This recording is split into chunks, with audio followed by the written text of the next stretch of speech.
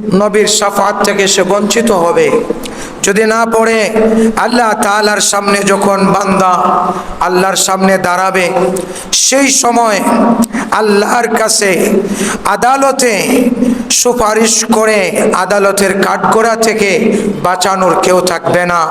এবং কবরে যাওয়ার পরে সর্বপ্রথম নবীর ভালোবাসায় যেই কবরের প্রশ্নের জবাব আল্লাহ তাআলার পক্ষতে দেওয়া হয়, সেই প্রশ্নের জবাব দেওয়া হবে না যে নবীর উপর দুরূদ শরীফ পড়বে না। আমরা সেই নবীর উপর দুরূদ ও সালাম পেশ করলাম।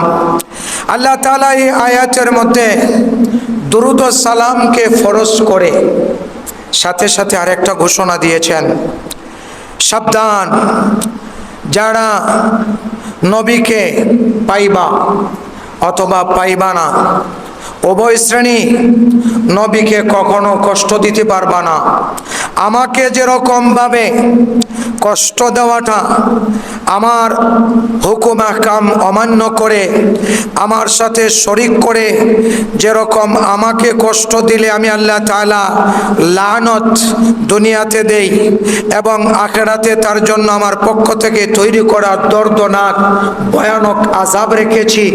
আমার বন্ধুকে যারা কষ্ট দেয় তাদের জন্য আমি আল্লাহ তাআলা দুনিয়াতে অপমান, দুনিয়াতে লাঞ্ছনা, দুনিয়াতে লানত, আখিরাতে তার জন্য আল্লাহ তাআলার পক্ষ থেকে আযাব আর আযাব আল্লাহ তাআলা রেখে দিয়েছেন। আল্লাহর রাসূলকে কষ্ট দেওয়া, সরাসরি যারা কষ্ট দিয়েছে। 2 নম্বর, আল্লাহর রাসূলের সাথে বেয়াদবি করে যারা গুস্তাখে রাসূল তারা কষ্ট দিয়েছে। 3 নম্বর হলো যারা নবীর সাহাবা এবং নবীর পরিবারকে কষ্ট দিয়েছে, তাদের জন্য বরাদ্দ লানত। তাফসীরে রুহুল মানি, তাফসীরের জগতে তাফসীরের সম্রাট, যে তাফসীর 50 খণ্ডের তাফসীর আল্লামা আলুসি লিখিত তাফসীরের মধ্যে আছে ইয়াজিদের উপর লানত, ইয়াজিদ বাহিনীর উপরও লানত দুনিয়াতে এবং আখিরাতে, কারণ তারা নবীকে কবরের মধ্যে কষ্ট দিয়েছে ইমাম হুসাইনকে ডাইকা আইনা শাহাদত করার মাধ্যমে। গত শুক্রবার আলোচনা শুরু করেছিলাম কিভাবে তারা ইমাম হুসাইনের দাওয়াত দিয়ে আনলো এবং এজিদি বাহিনী কিভাবে খেলাফত গ্রহণ করলো। এজিদের পক্ষে বায়াত নেওয়ার জন্য হযরতে সাইয়েদনা আমিরে মুআবিয়া রাদিয়াল্লাহু তাআলা আনহু কিছু আমলা কামলার কুপরামর্শে নিজের ছেলেকে ক্ষমতা দেওয়ার জন্য বিভিন্ন দেশে চিঠি পাঠাইলেন, এর মধ্যে মারা গেলেন। হযরতে হুসাইন পরিবার সহ মদিনায় বসবাস করতেছেন। মদিনায় যখন হযরত ইমাম হুসাইন বসবাস করেন, ইমাম হুসাইনকে খেলাফত যাতে বায়াত গ্রহণ করেন এজিদের হাতে, সেজন্য চিঠি পাঠানো হলো মদিনায়। এজিদ ক্ষমতায় বসা হযরতে হুসাইন দেখলেন যে জোরপূর্বক এজিদি বাহিনী বায়াত করানোর চেষ্টা চালাচ্ছে। রাত্রের বেলা নবীজির রওজার পাশে যা হযরতে ইমাম হুসাইন কান্না শুরু করলেন। আল্লাহর রাসূল ওই অবস্থায় চোখ লেগে গেল। আল্লাহর রাসূল ইমাম হুসাইনকে বুকের মধ্যে জড়ায় বললেন, তুমি আর এখানে থেকো না, চলে যাও মক্কায়। মক্কা থেকে তুমি কুফায় যাইবা, কুফায় যে আমার দিনের জন্য তুমি আল্লাহর ডাকে সাড়া দিবা। হযরত ইমাম হুসাইন সারা রাত্র কান্না করে রাত্রের আধারেই রওনা দিয়ে মদিনা থেকে চলে গেলেন মক্কায়। মক্কায় যাওয়ার পরে শতাশতি সিডি কুফা থেকে যায়া হাজির হলো মক্কায় ইমাম হুসাইনের কাছে। আপনি আমাদের খলিফা হবেন, আপনি হক, আপনার উপরে আর কেউ সত্যবাদী নাই, আপনার মতো আর দ্বিতীয় একজনও নাই, আপনার কাছে আমরা খেলাফত নিতে চাই, এজিদকে আমরা মানি না। আপনি কুফায়, মক্কা, মদিনা এবং আরব বিশ্বের রাজধানীতে চলে আসুন, আপনাকে আমরা রাজা বানায়া আপনার ওয়ার্ডারে আমরা চলবো, আপনার হুকুম মাইনেই আমরা দিন ধর্ম পালন করব। এরকম চিঠি এই এজিদি বাহিনী, ইরাকের বাহিনী পাঠাইতে শুরু করলো। শতাশতি চিঠি, এক কিতাবে আসছে 4000, এক কিতাবে আসছে 900, বিভিন্ন কিতাবে বিভিন্ন কথা, মোটামুটি শতাধিক চিঠি গেছে ইমাম হুসাইনকে আনার জন্য। হযরতে ইমাম হুসাইন রাত্রের বেলা আল্লাহর রাসূলকে স্বপ্নে দেখলেন। ইশারা পাইয়া মক্কার সাহাবীদের সন্তানরা চাইলেন যে বাধা দিতে চাইলেন, কোনো বাধা মানলেন না। ৭২ জন সঙ্গী সফর সাথী নিয়ে হযরতে সাইয়েদনা ইমাম হুসাইন রওনা করে দিলেন মুহররমের ৬ তারিখ। মুহররমের ৬ তারিখ রওনা দিয়া হযরতে ইমাম হুসাইনের কাফালার মধ্যে ৭২ জনের মধ্যে ২২ জন ছিল নিজের পরিবারের। হযরতে আলী রাদিয়াল্লাহু তাআলা আনহুর কুফায় যায় যখন বিবাহ করেন, তখন শিমারের ফুফাতো বোনকে বিবাহ করেন। শিমারের ফুফাতো বোনের ঘরে হযরতে আলীর 4টা ছেলে হয়। এর মধ্যে একজন হলো গাজী আব্বাস, যে আব্বাস রাদিয়াল্লাহু তাআলা আনহু, আলী ইবনে আব্বাস যাকে বলা হয়, আব্বাস ইবনে আলী, উনি হযরতে আলী রাদিয়াল্লাহু তাআলা আনহুর সাথে যুদ্ধের ময়দানে গিয়া যুদ্ধ করে ফিরে এসেছেন গাজী হয়ে, সেজন্য ওনাকে গাজী আব্বাস বলা হয়। ওনার জীবন ইতিহাস বললে কয়েকশো কুরবান লাগবে। হযরতে গাজী আব্বাস, হযরত আবু বকর বিন আলী, হযরত জাফর বিন আলী, হযরত মুহাম্মদ বিন আলী, এই 4 জন হযরত আলী রাদিয়াল্লাহু তাআলা আনহুর ছেলে দ্বিতীয় স্ত্রীর ঘরে। হযরতে আলী রাদিয়াল্লাহু তাআলা আনহুর প্রথম স্ত্রী হযরতে ফাতেমাতুজ জহরা। হযরতে ফাতেমার ঘরে 3 কন্যা হয়েছিলেন। এর মধ্যে একজনের নাম জয়নব। হযরতে আলী হাসান 2 সন্তান, 2 ছেলে।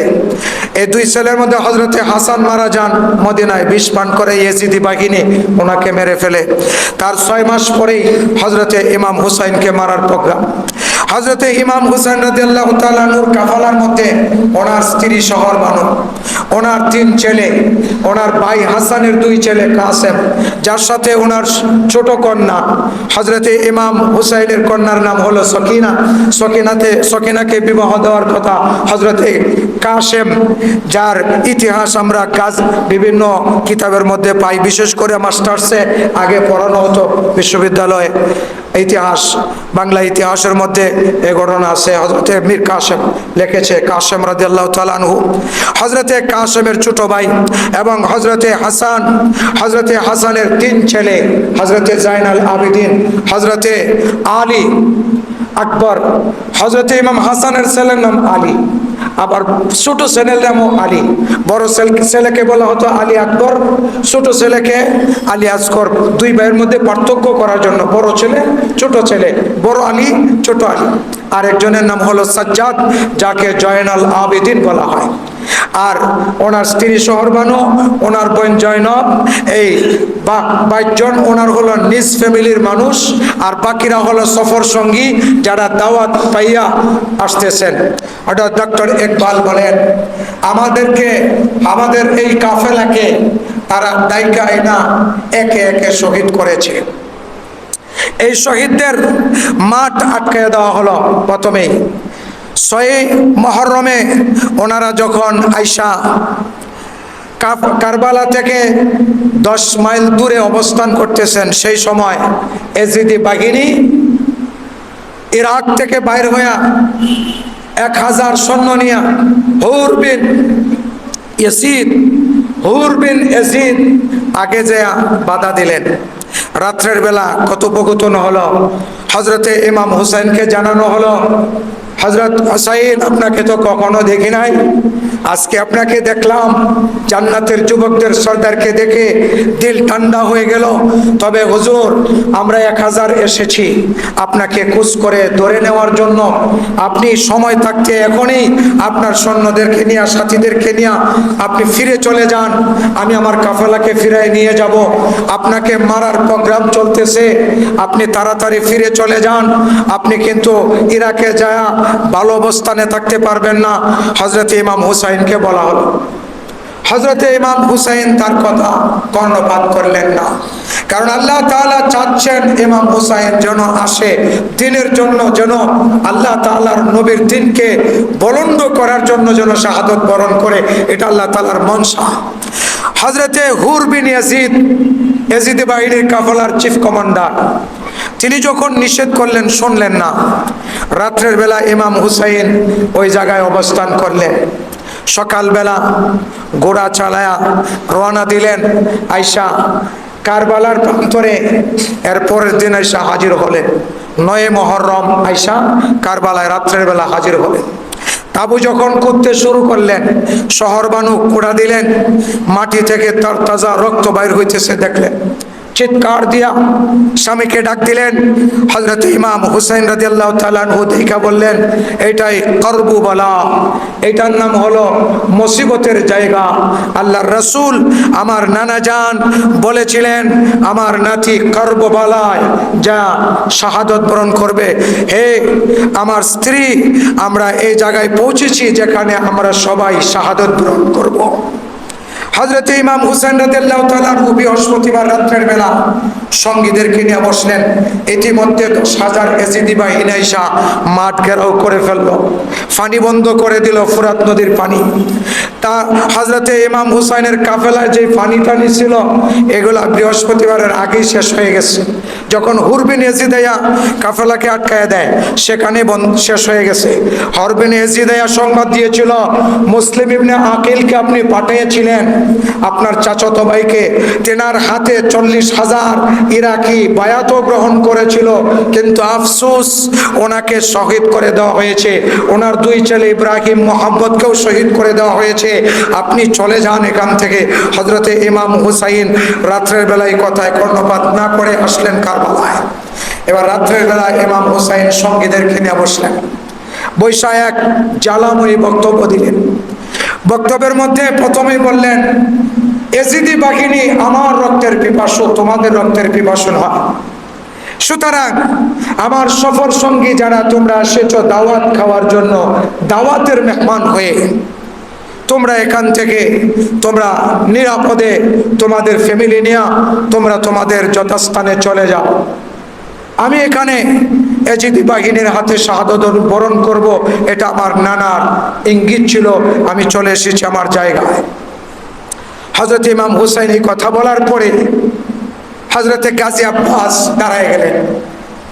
গাজী আব্বাস দাঁড়ায় বললেন, হে আমার ভাইজান, আপনি এই কথা আমাদেরকে কেন বললেন যে আমরা আজকে আপনাকে বিপদের মুখে ফেলে দিয়া আমরা আপনাকে একা ফেলে দিয়ে চলে যাব? আমরা যখন আপনাকে রেখে চলে যাব আপনার কথা অনুযায়ী, তো কাল কিয়ামতের দিন নবীর সামনে তো আমাদেরকে হাজির হইতে হবে, কাউসারের পেয়ালার সামনে তো আমাদেরকে যাইতে হবে।